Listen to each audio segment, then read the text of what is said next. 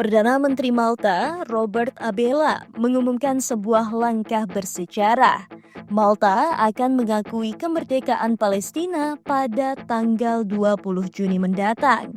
Apa yang melatar belakangi keputusan ini dan bagaimana reaksi negara-negara Eropa lainnya? Mari kita kupas bersama. Robert Abela menyebut pengakuan kemerdekaan Palestina sebagai tanggung jawab moral. Ia tak bisa menutup mata atas tragedi kemanusiaan yang terus memburuk di Gaza. Abela sangat terkejut dan berduka atas kematian tragis 9 anak dari seorang dokter Palestina bernama Ala Al-Najjar yang terjadi pada 24 Mei 2025 saat rumah mereka di Khan Yunis, Gaza Selatan, dihancurkan oleh serangan militer Israel. Ia juga mengumumkan Malta membuka pintu bagi Ala dan keluarganya untuk menetap dan memulai hidup baru di Malta.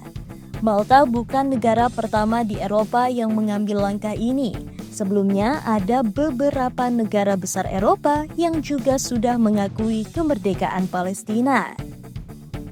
Irlandia mengakui Palestina pada Mei 2024 dan bahkan meningkatkan kantor perwakilannya di tepi barat menjadi kedutaan penuh. Perdana Menteri Irlandia, Leo Varadkar, berharap langkah ini mempercepat perdamaian di Gaza. Spanyol, di bawah pimpinan Perdana Menteri Pedro Sanchez, menjadikan pengakuan Palestina sebagai prioritas kebijakan luar negeri sejak November 2023. Sanchez menegaskan bahwa pengakuan bersama negara-negara Uni Eropa penting untuk menciptakan perdamaian abadi. Tak hanya Malta, Irlandia, dan Spanyol, Slovenia lewat Perdana Menteri Robert Golob yakin dalam beberapa minggu ke depan akan semakin banyak dukungan politik untuk Palestina di PBB. Golob optimis pemerintahan Palestina akan segera terbentuk dan memperkuat posisi politiknya.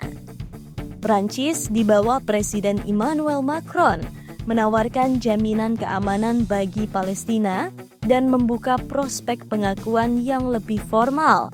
Macron menegaskan pentingnya reformasi otoritas Palestina agar dapat menjalankan tanggung jawabnya di seluruh wilayah termasuk Gaza. Lalu, apa arti pengakuan ini dalam konteks geopolitik?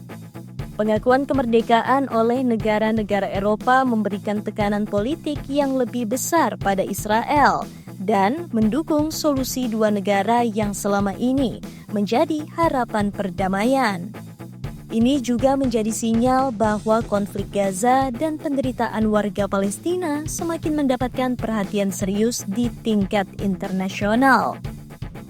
Kita tidak bisa melewatkan sisi kemanusiaan dari konflik ini. Kasus 9 anak yang tewas di Khan Yunis hanya satu dari sekian banyak tragedi yang menimpa warga sipil Gaza.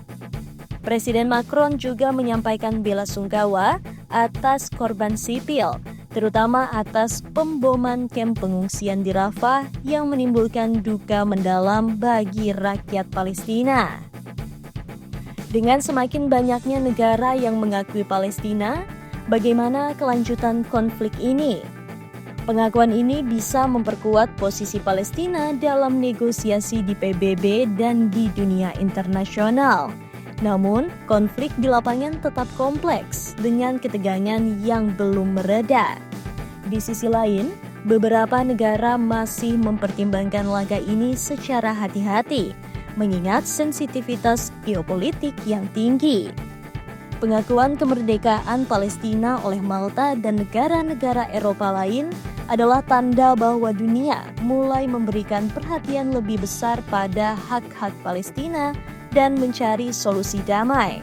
Namun, perdamaian sejati masih memerlukan komitmen kuat dari semua pihak dan kerja keras diplomasi internasional.